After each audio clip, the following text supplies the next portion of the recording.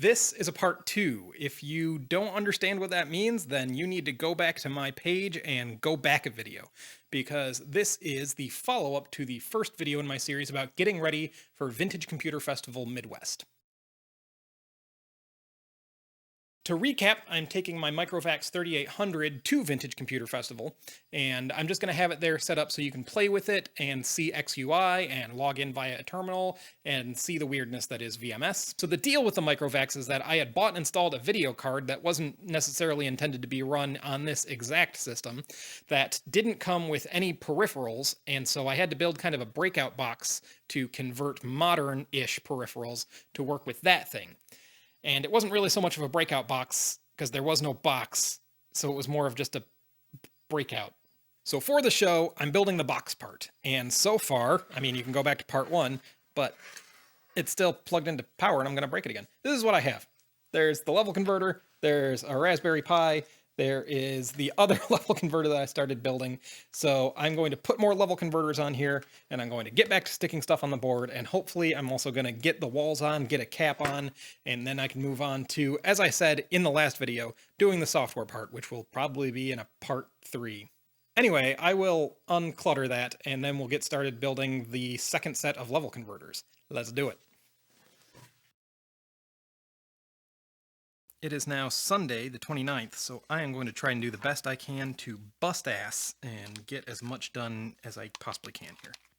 I literally have two 4401s left. That's it. I hopefully don't screw this up. And with this one, it kind of comes down to, let's just jam them in wherever they can fit, huh?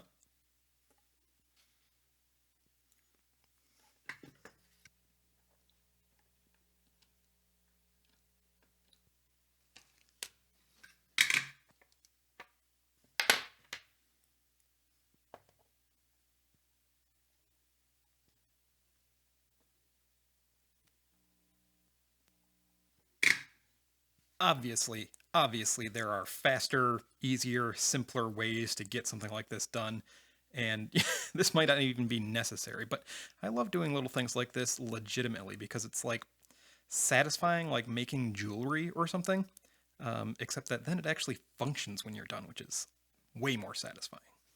3.3, 5 volts, 3.3, 5 volts. I think I can't count to 4. I think that was all of them.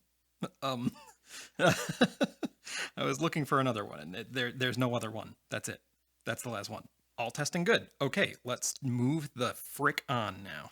Actually, one last solder job I would like to do is replace these with, proper headers, because these are really bad IC pin sockets, so those are not going to hold up well. I'm going to replace that really quick.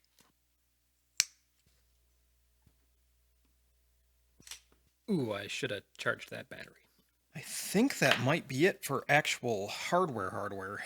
I think I can finally get back to making, the box. What we came here to do in the first place. So where were we? Ah, yes, laying this thing out. Laying this curmudgeonly old piece of crap out.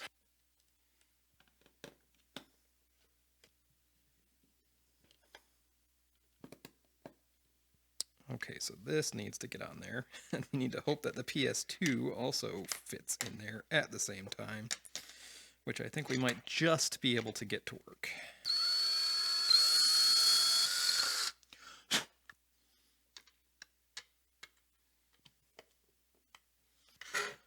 Good enough. That's how we operate around here. So the next montage is just lots of wiring. I would build the walls first, but these wires are going to go so high, I need to make sure that my walls are, tall enough.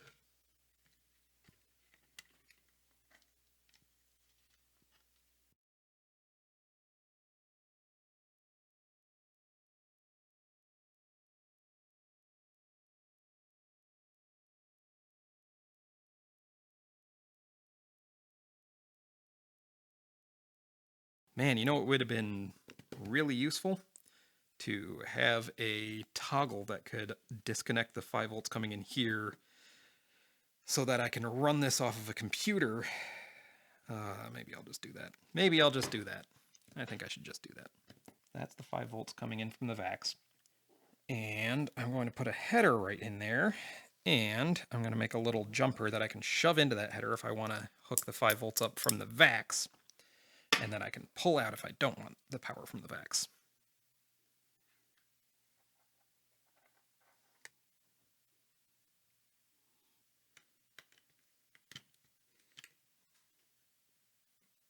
And for now, I guess I can just jam it in somewhere and hope that I remember it for later.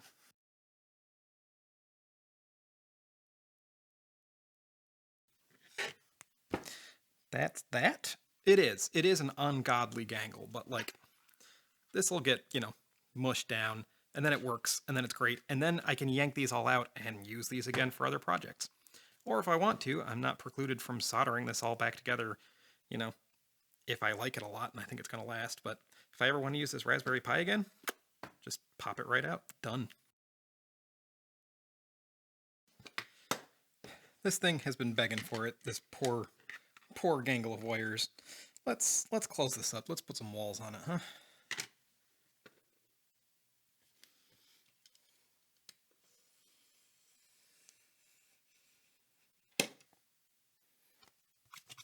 Nope. Okay, don't force it. Don't force it. I'm not going to force it. I'm better than that.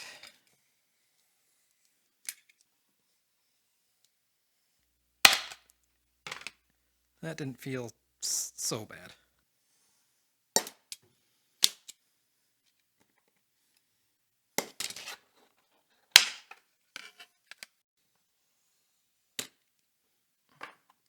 Okay, that's a very rough front and back wall. You may be wondering, what are you going to do about the ports? Well, here's my thought.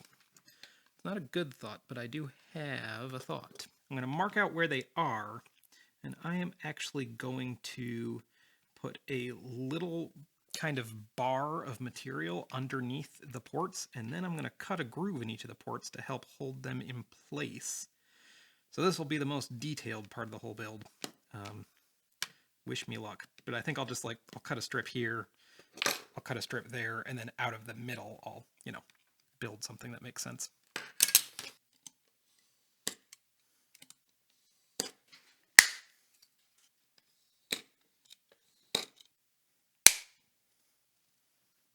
You see where I'm going with this? If not, that's okay, because I barely see where I'm going with this. This one's going to be weird. I want to make a really, really narrow cutoff that runs right under these guys so that, you know, I'll make a very thin channel in the bottom of each of these, probably with a Dremel, and then rest them all into the little groovy bit. That's going to be finicky, but here we go. God, this stuff has zero friction. Like, you really can't clamp two pieces together. It doesn't work.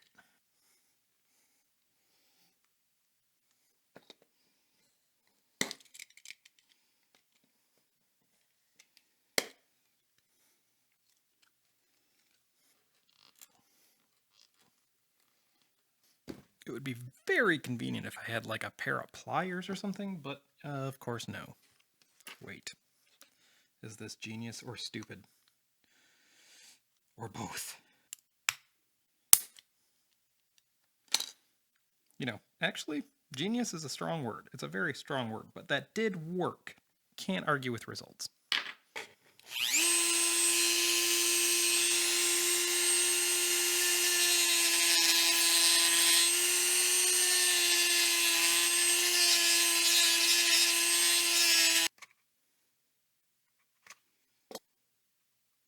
Yeah, that kind of, it fits. Fitting's better than not fitting. That's what I'm going to go with.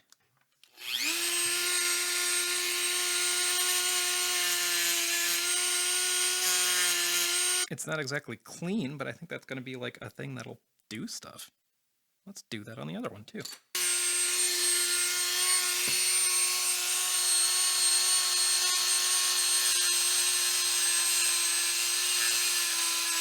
Now we got them all sitting on a little shelf. Well, I guess now I can glue the other sides on and do the far sides and then do the lid, which is going to have a thing that comes down on top of these, but progress. Getting the first few pieces in is a little awkward because, you know, you're trying to square everything and there's not much to square it against. But after that, it starts to kind of come together.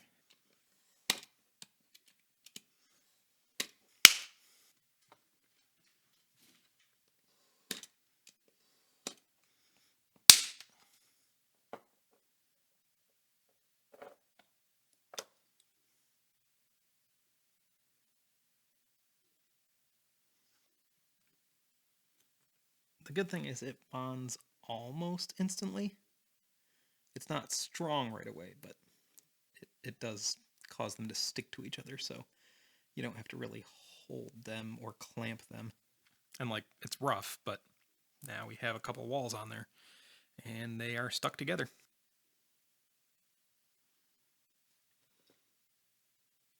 You might say, why not just use the Dremel? And I have tried before. The Dremel, like, it just straight up melts this stuff. Basically like it was doing to the plastic on the VGA connector. Just melts it, gives you a terrible edge. The scoring actually gives you a relatively decent edge to work with, so lesson learned there for me in the past.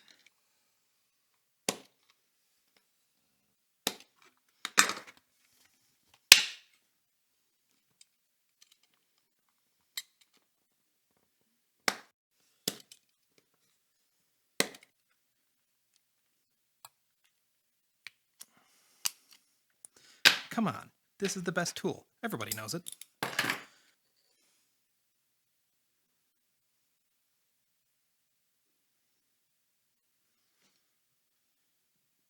We are getting there. Guess time to put that wall on.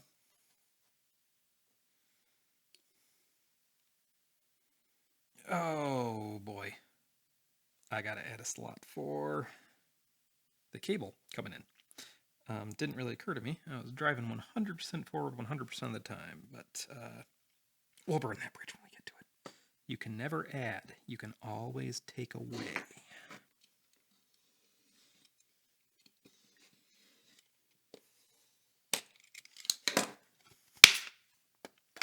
I'm still kind of trying to work out how I'm actually going to affix the lid on, in that I had a plan that involved these bolts, but there's an obvious problem here.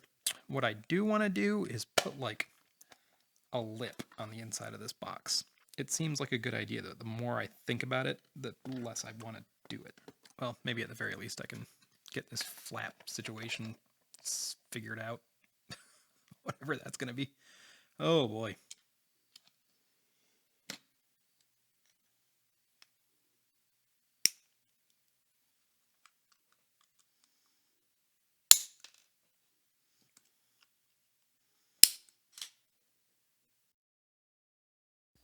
And here's the part where I remember. Really, a lot of my work here is probably going to be dremeling some stuff, because I got to put some holes in here. But I'm doing this at like 11 something at night. My wife is asleep because it is a weekday, and I'm only up because I'm insane. So I'm going to have to get creative here. And actually, here's my thought, is I'm going to take some cutoff, and I'm going to put it right on the inside and the outside of these walls here, to kind of give this something to slide into, so that it's, I mean, it's fairly sturdy, but this way, you know, it'll give it something to register to. I don't know. That's just the idea I have in my head, so I'm going to do it. That'll do. Now, besides making holes, pretty much the next step is to try and figure out how to keep the lid on. I have a thought wherein I build some kind of anchor.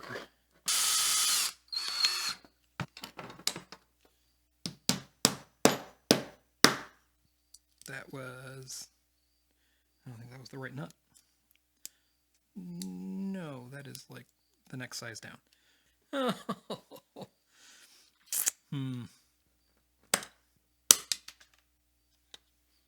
Okay, now I just gotta glue this sucker together in a way that has like maybe at least one flattish side, so that I can like at least glue it to one wall, because it's not going to be especially square.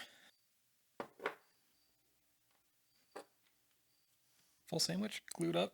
I tried to kind of square one of the sides-ish. I think it's that side. None of them are very good. I might just go super cheap and put like one on this corner And one on this corner or something, since, again, it doesn't need to be great. I just want to keep the lid on.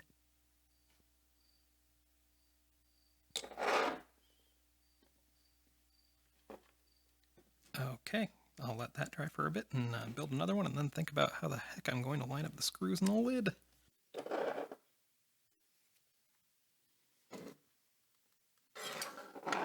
Look, I built things that a screw can go into.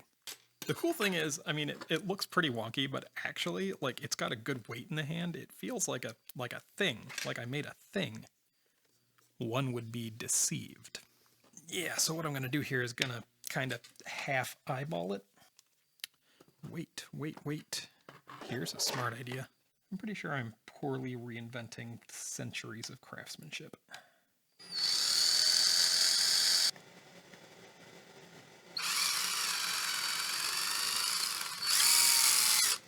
Oh boy, this is exciting. Really, if I can screw this up, I am done for the day. Oh, it feels good. If you can't tell, I don't do a lot of projects like this, so I'm kind of making it up as I go, much as I always do.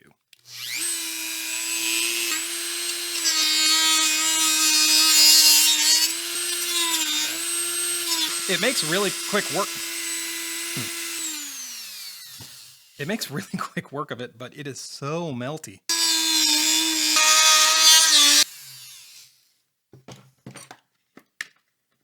It's a little ugly, but like, I think we can get the cable in there. That's what matters.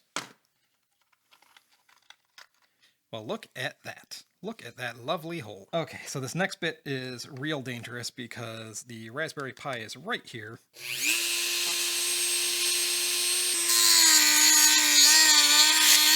Oh man, you won't believe how close I got to that. Hopefully that's enough to get this thing popped out of here.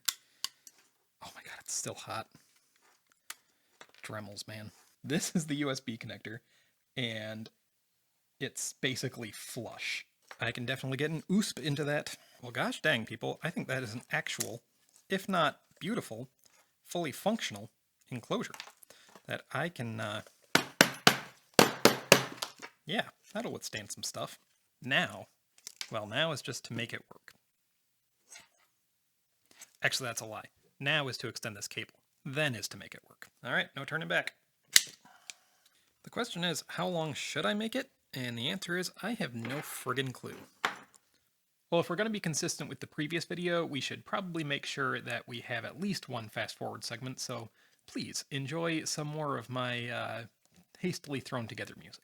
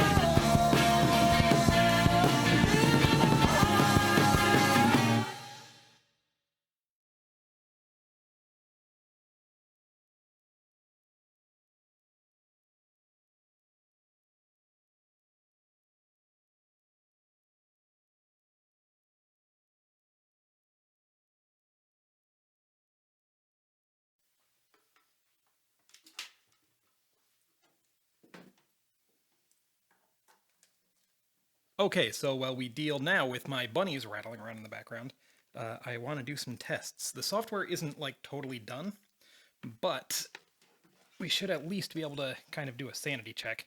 So the cool thing is now I've got this cut out and I can just boop. Now it's plugged in. So a reminder, I have that jumper in here turned off. It is not currently connected to VAX power, but it is connected to the VAX. Quick recap. So very conveniently, I had this existing code that I was using when I originally was trying to get this to work at all and figure out the keyboard serial protocol, and it's all in Python, which means it was very easy for me to just take that and dump it over here and just change around a couple lines so that it was using the Raspberry Pi UART instead of my computer's serial dongle. But while I haven't run this yet, I am going to hold off on running it because the first thing that I want to show is how this thing doesn't fire up the video card at all if you just don't respond to the keyboard messages. So I guess I'll turn this on, and you'll see that the monitor does not turn on, basically. But let's run this, and it's going, and let's turn on the VAX, and I think this is plugged in. Yeah, it is. Nice. There we go. And basically it asks us to post, and doesn't start up because we never send it to post. So let me drop in this new code, and we will see if the monitor comes on and all that stuff. But we're getting bytes over the thing, so that means the cable's at least partially working. At least the serial lines are good. Alright, so theoretically we are now running, for the record, this script basically just by rote responds to what the VAX is expecting, and then sits here in a loop at the very end and doesn't ever do anything after it posts and starts up. But it's running. Let's do a reset. Okay, that's something. No video, though. But that could just be because I screwed up that VGA connector so bad. Let's check one thing real quick. What do the status lights say? Nothing. They're all out. I think that's good. So I think I may just need to double check my VGA connection.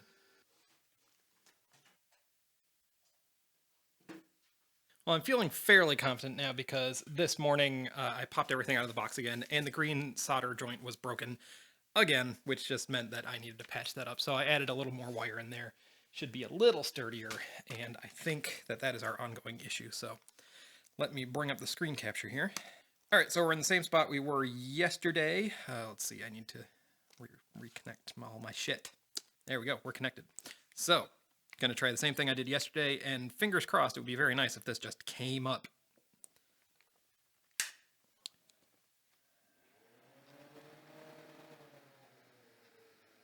Well, that's already looking much better. And I wasn't running the script. Okay, let's restart. Alright, there's video. Let's see. Is it gonna do anything over here? Start exchanging messages, please. There we go. And there it is.